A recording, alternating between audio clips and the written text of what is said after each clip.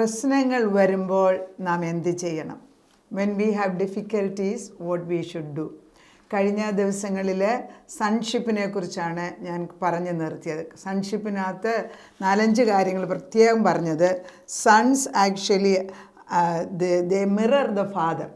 അപ്പൻ്റെ പ്രതിച്ഛായയായിട്ടാണ് നമ്മൾ. ഈ സങ്കീർത്തനം 82-ന്റെ 6-ാം വാക്യത്തിൽ പറയുന്നുണ്ട്, we are God, we are the children of the almighty God.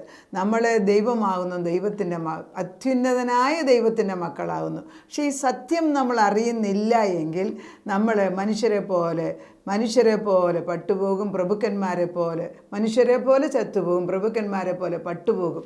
അറിവില്ല എങ്കിൽ നമ്മൾ നശിച്ചു പോകും. നമ്മുടെ ജീവിതത്തിൽ 4 കാര്യങ്ങൾ സൺഷിപ്പിനെ കുറിച്ച് പറയും. ഇപ്പം അപ്പനെ മിറർ ചെയ്യുക, അല്ലെ അപ്പനെ പ്രതിച്ഛായയായിട്ട് കാണിക്കുക. Sonship is A process. അത് ഒരു ദിവസം കണ്ട് അപ്പനെന്നുള്ള മക്കളെന്നുള്ള പദവി കയറുകയല്ല.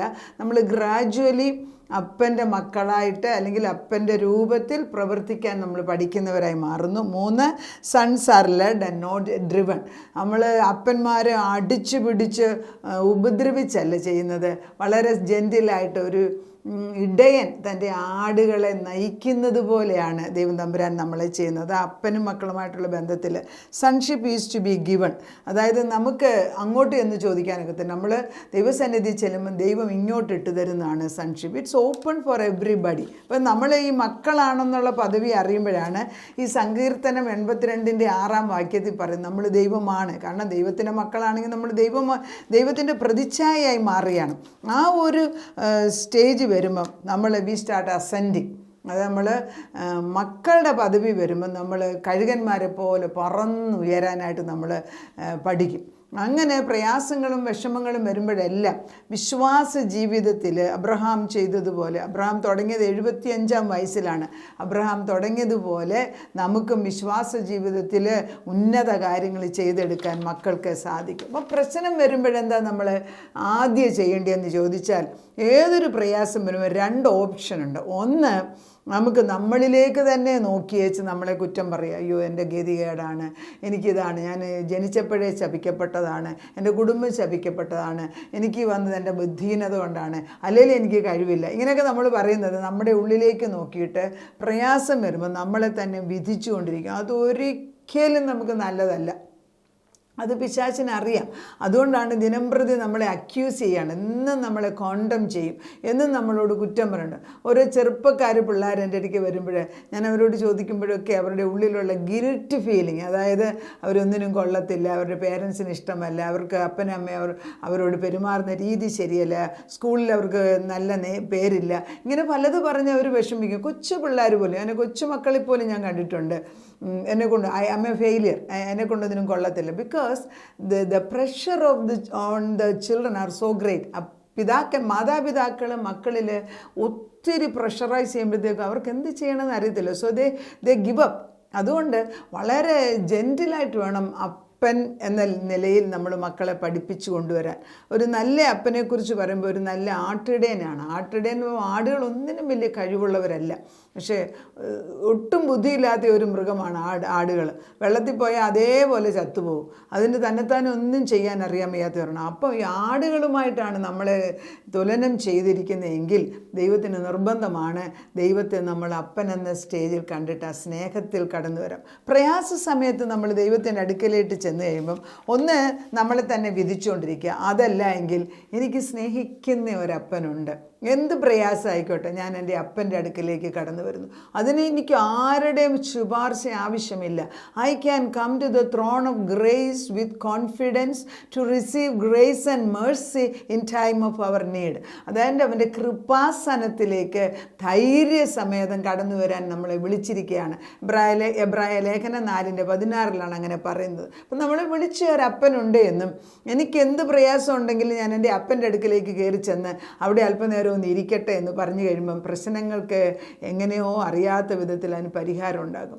ഏറ്റവും നല്ല ഒരു കാര്യം, പ്രയാസം വരുമ്പം വേദപുസ്തകം എടുത്ത് തുറന്ന് വെച്ചിട്ട് നമുക്കറിയാവുന്ന വചനങ്ങൾ തന്നെ വായിക്കുക.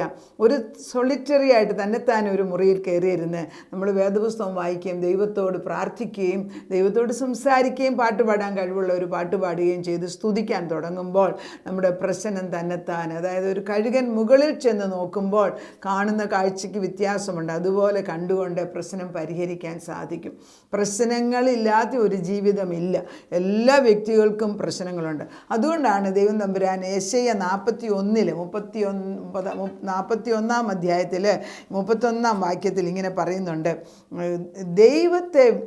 ദൈവത്തെ കാത്തിരിക്കുന്നവർ കഴുകന്മാരെ പോലെ പറന്നുയരും. നമ്മൾ അങ്ങനെ പറന്നുയരണമെന്ന് ദൈവം നമ്മളെക്കുറിച്ച് ആഗ്രഹിക്കുകയാണ്. 30-31 അതായത് ബാല്യക്കാർ ക്ഷീണിച്ച് തളർന്നു പോകും, യൗവനക്കാരെ ഇടറിപ്പോകും. എങ്കിലും യഹോവയെ കാത്തിരിക്കുന്നവർ ശക്തിയെ പുതുക്കും. അവർ കഴുകന്മാരെ പോലെ ചിറകടിച്ച് പറക്കും. അവർ തളർന്നു പോകാതെ ഓടും, ക്ഷീണിച്ചു പോകാതെ നടക്കുകയും ചെയ്യും. നമുക്ക് തളർന്നു പോകാതിരിക്കുന്ന ഒരു ജീവിതം ആർക്കാ മുമ്പിൽ കാണാൻ സാധിക്കുന്നത്? unless we are really filled with the power of the Holy Spirit, അതിപരിശുദ്ധനായ പരിശുദ്ധാത്മാവ് കൊണ്ട് നമ്മളെ കൊണ്ട് തന്നെ നിറയ്ക്കുന്നില്ല എങ്കിൽ എല്ലാ ദിവസവും വീണു പോകാനുള്ള പല സാധ്യതകൾ നമ്മുടെ മുമ്പിൽ നിൽപ്പുണ്ട്. ദൈവത്തിൻ്റെ ആത്മാവിൽ തന്നിരിക്കുന്ന വചന അടിസ്ഥാനത്തിൽ ജീവിതം നമ്മൾ മുൻപോട്ട് നയിക്കാൻ രാവിലെ തോറും നമ്മുടെ ജീവിതം ദൈവത്തിന് മുമ്പിൽ സമർപ്പിച്ചു കൊടുക്കണം. അതായത് laying it down at the feet of Jesus Christ. അതൊരു ആട്ടിൻകുട്ടി വന്ന് ഇടയൻ്റെ അടുക്കൽ വന്ന് നിൽക്കുന്നത് പോലെ നമ്മൾ ദൈവത്തിൻ്റെ അടുക്കൽ ചെന്ന് അന്നേക്കുള്ള ഭക്ഷണം വാങ്ങിച്ചിട്ട് വേണം ദിവസം തുടങ്ങാൻ. അതിൻ്റെ അർത്ഥം എന്തുവാ? ദൈവസന്നിധിയിൽ വന്ന് ഏത് പ്രയാസം എന്നും ഉണ്ടെങ്കിലും, ഇന്ന് ഏത് പ്രയാസം ഞാൻ ഫേസ് ചെയ്യുന്നെങ്കിലും എൻ്റെ ദൈവം എനിക്ക് മുൻപേ പോയി വഴിയൊരുക്കിയിട്ടുണ്ട്, അവൻ എനിക്ക് മതിയായവനാണെന്ന് പറഞ്ഞുകൊണ്ട്. അതുകൊണ്ടാണ് മതിയായവൻ യേശു മതിയായവൻ. അവൻ മതിയായവനെന്ന് നമ്മൾ പറയുമ്പോഴാണ് നമ്മുടെ ഉള്ളിലുള്ള അന്തരാത്മാവ് ബലം പ്രാപിച്ചിട്ട് ദൈവത്തിന് വേണ്ടി വൻകാര്യങ്ങൾ ചെയ്യാൻ നമ്മളെ ഉപയോഗിക്കുന്നു. ഒത്തിരി വൻകാര്യങ്ങൾ ചെയ്തിട്ടുള്ള ആളുകളെ നോക്കാമെങ്കിലും അവരൊന്നും ഒരു ദിവസം കൊണ്ടല്ല അത് ചെയ്തത്. പല പ്രാവശ്യമായിട്ട് ജീവിതത്തിൽ തോൽവികൾ കടന്നു വന്നിട്ടും അവർ മടുക്കാതെ മുൻപോട്ട് പോയി അങ്ങനെ അവസാനം ഒരു കണ്ടിന്യൂസ് ആയിട്ടുള്ള ഒരു പേസാണ്. അതായത് കൺസിസ്റ്റൻ്റ് എന്ന് പറയും. നമ്മൾ ദിനം പ്രതി തോൽവിയാണേലും ജയമാണേലും ഞാൻ ചെയ്യേണ്ട ജോലി ഞാൻ ചെയ്തിരിക്കും. അതിന് എനിക്ക് മറ്റുള്ളവരുടെ അപ്രൂവൽ ആവശ്യമില്ല. അങ്ങനെയുള്ളവരെ എനിക്ക് പലരെ അറിയാം. അവരുടെ ജീവിതത്തിൽ അന്നുള്ള കാര്യങ്ങൾ അവർ പ്രയാസം മുമ്പിലുണ്ടെങ്കിലും വിഷമമാണെങ്കിലും നമ്മൾ ഒരിക്കലും സാധിക്കത്തില്ലെങ്കിലും അവർക്കറിയാവുന്ന കാര്യം അവർ ചെയ്തെടുത്ത് കഴിയുമ്പോൾ ക്രമേണ അതിൻ്റെ പരിഹാരം ദൈവം തമ്പുരാൻ കുറേ ദിവസങ്ങൾ കഴിയുമ്പോൾ കൊടുക്കുന്നതാണ്. വർഷങ്ങളായിട്ട് പ്രാർത്ഥിച്ചിരിക്കുന്ന വിഷയങ്ങൾ എൻ്റെ മുമ്പിലുണ്ട്. കഴിഞ്ഞ ഒരു ദിവസം തന്നെ ഞങ്ങളുടെ ഒരു പ്രോപ്പർട്ടിയുടെ പ്രോബ്ലത്തിന് 13 കൊല്ലം എടുത്തു. 13 കൊല്ലം എടുത്തെങ്കിലും എന്നോട് ദൈവം തമ്പുരാൻ ആദ്യമേ പറഞ്ഞു, ഞാനാകുന്നവൻ ഞാൻ പ്രവർത്തിക്കും, ഞാൻ നിൻ്റെ മുൻപേ പോകും, ഞാൻ പ്രവർത്തിക്കും, ആര് തടസ്സപ്പെടുത്തും? അങ്ങനെയാണ് ദൈവം തമ്പുരാൻ നമ്മളോട് പറഞ്ഞത്. അപ്പോൾ പ്രവർത്തിക്കുന്ന ഒരു ദൈവം നമ്മുടെ മുമ്പിലുണ്ട് എന്ന് വാഗ്ദത്തം 13 കൊല്ലങ്ങൾക്ക് മുൻപ് തന്നെങ്കിലും നടന്നത് 13 കൊല്ലം കഴിഞ്ഞിട്ടാണ്. അവൻ വിശ്വസ്തനാണ്. നമ്മൾ ഉദ്ദേശിച്ച സമയത്തല്ല ആയതുകൊണ്ട് ഇടയ്ക്കെല്ലാം നമ്മൾ നമ്മുടെ കഴിവനുസരിച്ച് പലതും ചെയ്യാൻ ശ്രമിച്ചിട്ടുണ്ട്. വക്കീലിനെ വെപ്പിച്ച് നോക്കി, അറിയാവുന്ന ആളുകളെ കൊണ്ട് ചെയ്യിപ്പിക്കാൻ നോക്കി, ഇൻഫ്ലുവൻസ് ചെയ്യിപ്പിക്കാൻ നോക്കി, പലതും നമ്മൾ ചെയ്തെങ്കിലും ഒന്നും നീങ്ങില്ല, വെറുതെ പൈസ ചിലവാക്കാം എന്നല്ല. പക്ഷേ ദൈവം തൻ്റെ വാഗ്ദത്തം അയച്ചത് ഞാൻ പ്രവർത്തിക്കും, ആര് തടസ്സപ്പെടുത്തും? ദൈവത്തിൻ്റെ സമയമായപ്പോൾ അത് എങ്ങനെയാണെന്ന് അറിയത്തില്ല, അത് ഭംഗിയായിട്ട് ദൈവം ചെയ്തു തന്നു. അത് കാണുമ്പോഴാണ് 13 വർഷം ആ ഒരൊറ്റ വാക്യത്തിൽ നമുക്ക് നിൽക്കാനുള്ള ബലമുണ്ടോ? ഞാൻ പ്രവർത്തിക്കും, ആര് തടസ്സപ്പെടുത്തും?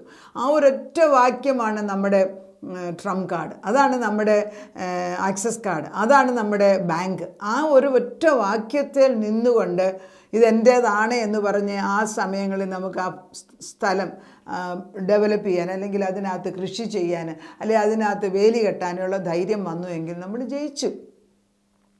13 വർഷവും നമ്മൾ ദൈവത്തിൻ്റെ നാമത്തിൽ വിശ്വസിച്ച് ചെയ്യേണ്ടത് ചെയ്യുന്നില്ല എങ്കിൽ വി വേസ്റ്റഡ് ദ ടൈം. ജീവിതത്തിലെ എല്ലാ കാര്യങ്ങളും ഇങ്ങനെയാണ്.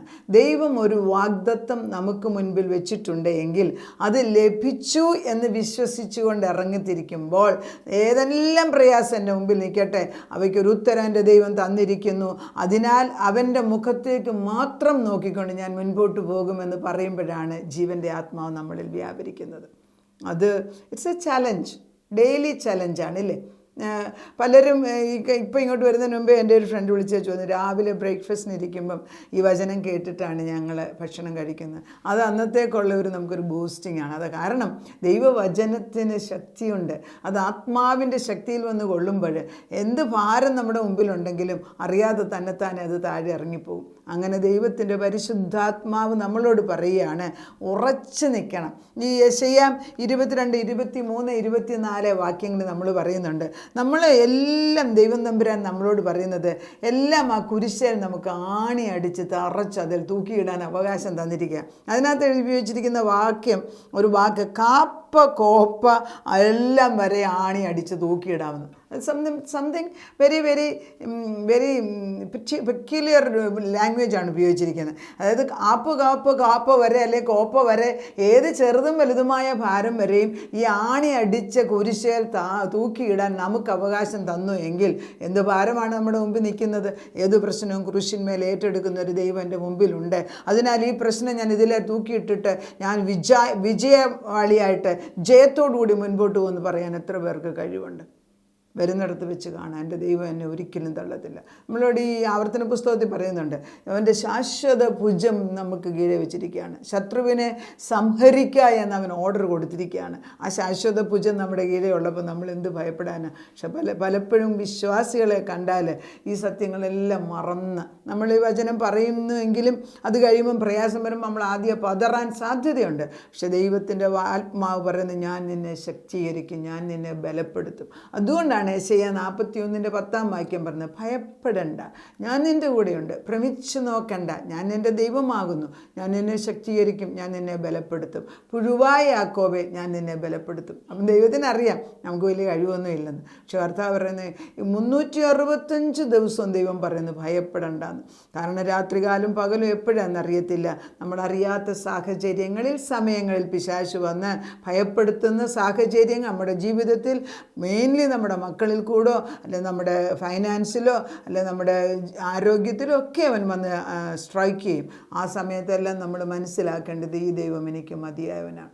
അതൊരു വ്യക്തിപരമായ ദൈവമായിട്ടുള്ള ബന്ധമുണ്ടെങ്കിൽ നമ്മളൊരു പ്രയാസം വരുമ്പോൾ എൻ്റെ ഉള്ളിലേക്ക് നോക്കി പ്രയാസം വലുതാക്കുകയല്ല, എനിക്ക് കരുതുന്ന ഒരു ദൈവമുണ്ട്, അവൻ്റെ അടുക്കിലേക്ക് ചെന്ന് അത്രമാത്രം ഉറ്റ ബന്ധം ദൈവത്തോട് നമുക്കുണ്ടായിരിക്കണം. ആ ദൈവം നമ്മളെ നടത്താൻ വിശ്വസ്തനാണ്. അവൻ്റെ കരുണയാണ് നമ്മുടെ മുമ്പിൽ നിൽക്കുന്നത്. ആ കൃപ നമ്മളെ നടത്തട്ടെ. അതിപരിശുദ്ധനായ ദൈവത്തിൻ്റെ ആത്മവർഷ അവസാനമാകുമ്പോഴത്തേക്ക് ലഭിക്കാതെ പോയിട്ടിരിക്കുന്ന പല പ്രോമിസസും കാണുമായിരിക്കാം. പക്ഷെ അവൻ്റെ കയ്യിൽ അത് ഇരിപ്പിട്ടാണ്. അവനറിയാം 16 കൊല്ലം കണ്ടാണ് എൻ്റെ വീട് പണിത് തീർത്തത്. 13 കൊല്ലം കൊണ്ടാണ് പ്രോപ്പർട്ടിയുടെ ഒരു ചെറിയൊരു മതിൽ കെട്ടാൻ 18 വർഷം പ്രാർത്ഥിച്ചായിട്ട് എനിക്കറിയാം ഒരു വ്യക്തി. അപ്പം നമ്മുടെ ജീവിതത്തിൽ ഓരോ പ്രയാസം വരുമ്പോൾ ഉടനടി ഉത്തരം കിട്ടിയില്ല എന്ന് പറഞ്ഞ് ദൈവം മറന്നു എന്ന് നമ്മൾ ചിന്തിക്കാതെ ഈ ദൈവം എൻ്റെ കൂടെയുണ്ട്, അവൻ എനിക്ക് വിശ്വസ്തനാണെന്ന് പറഞ്ഞുകൊണ്ട് മുൻപോട്ട് പോകാനുള്ള ബലം നമുക്കുണ്ടാകട്ടെ. നമുക്ക് ആത്മാവിൽ ബലപ്പെട്ട് ദൈവത്തോട് ശക്തമായിട്ട് പ്രാർത്ഥിച്ച് വിജയ ജീവിതം നയിക്കാൻ നമ്മളെ ദൈവം അനുഗ്രഹിക്കട്ടെ. 10 മിനിറ്റ് 10 കാണിച്ചില്ല, അതുകൊണ്ട് കണ്ടത് മനസ്സിലായില്ല. ഇത്ര 5 കാണിച്ചില്ല. അത് കാണിക്കുന്നുണ്ട്, എനിക്ക് മനസ്സിലായില്ല. നമുക്ക് പ്രാർത്ഥിക്കാം. പ്രശ്നങ്ങൾ ഞങ്ങളുടെ ജീവിതത്തിൽ നിരന്തരം കടന്നു വരുന്നുണ്ട്. പ്രശ്നമില്ലാത്ത ജീവിതം ആർക്കും വെച്ചിട്ടില്ല. കർത്താവേ, ഞങ്ങൾ അറിയുന്നു ഞങ്ങൾക്ക് വഹിക്കാവുന്നതിൽ കൂടുതൽ ഭാരം നീ വെച്ചിട്ടില്ല, തരുത്തില്ല എന്ന് വചനം 1 കൊരിന്ത്യർ 10:13 വ്യക്തമായിട്ട് പറയുന്നു. മനുഷ്യർക്ക് നടപ്പല്ലാത്ത ഒരു പരീക്ഷണവും നീ വെച്ചിട്ടില്ല. പക്ഷെ നീ വിശ്വസ്തനാണ്.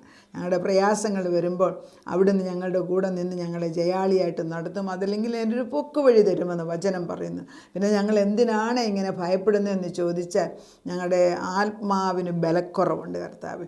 അകത്തെ മനുഷ്യന് ബലക്കുറവുള്ളപ്പം ഞങ്ങൾ ഭയപ്പെട്ടു പോകുന്നുണ്ട്. അനേക മക്കൾ രാവിലെ തൊട്ട് വൈകിട്ട് വരെ ഭയത്തോടുകൂടി കഴിയുന്നവരുണ്ട്. എന്നാൽ ദൈവം പറയുന്നുണ്ട്, ഭയപ്പെടേണ്ട, ഞാൻ എൻ്റെ ദൈവമാവുന്നു, ഞാൻ നിന്നെ ശക്തീകരിക്കുമെന്ന്. ആ ശക്തീകരിക്കുന്ന കരങ്ങൾ ഈ വചനം കേൾക്കുമ്പോൾ അനേക മക്കൾക്ക് ശക്തി കൊടുക്കണമെന്ന് പ്രാർത്ഥിക്കുന്നു. ആത്മാവിൻ്റെ തേജസ് ഇറങ്ങി വരട്ടെ. കർത്താവേ, നിൻ്റെ പരിശുദ്ധാത്മാവ് തീ പോലെ, കാറ്റുപോലെ, വെള്ളം പോലെ ആത്മശക്തിയോടെ ഭവനങ്ങളിൽ കടന്നു വന്ന് ഞങ്ങളെയും ഞങ്ങളുടെ തലമുറകളെയും ബലപ്പെടുത്തണമെന്ന് പ്രാർത്ഥിക്കുന്നു. ഏത് പ്രശ്നമായിക്കോട്ടെ അവ നിൻ്റെ കയ്യിലേക്ക് താഴ്ത്തി ഏൽപ്പിച്ചിട്ട് കർത്താവെ, ആടുകൾ, ഇടയൻ കൂടെയുള്ള ആടുകൾക്ക് ഒരിക്കലും ഭാരമില്ല കർത്താവെ. അങ്ങനെയുള്ള വിശ്വാസത്തിൽ ജീവിപ്പാൻ നല്ല ഇടയനായി സങ്കീർത്തനം 20 യഹോവ എൻ്റെ ഇടയനാകുന്നു, എനിക്കൊന്നിനും മുട്ടില്ല എന്ന് പറഞ്ഞുകൊണ്ട് മുൻപോട്ട് പോകാറിൻ്റെ പുതുബലം വിട്ടു തരണമേ. അതിനത് ചെയ്തിരിക്കുന്നതിനാൽ സ്തോത്രം. പ്രാർത്ഥനയുടെ ഉത്തരം തന്ന ദൈവത്തിന് നന്ദി. യേശു ക്രിസ്തുവിൻ്റെ പൊന്നുനാമത്തിൽ തന്നെ. ആമേൻ.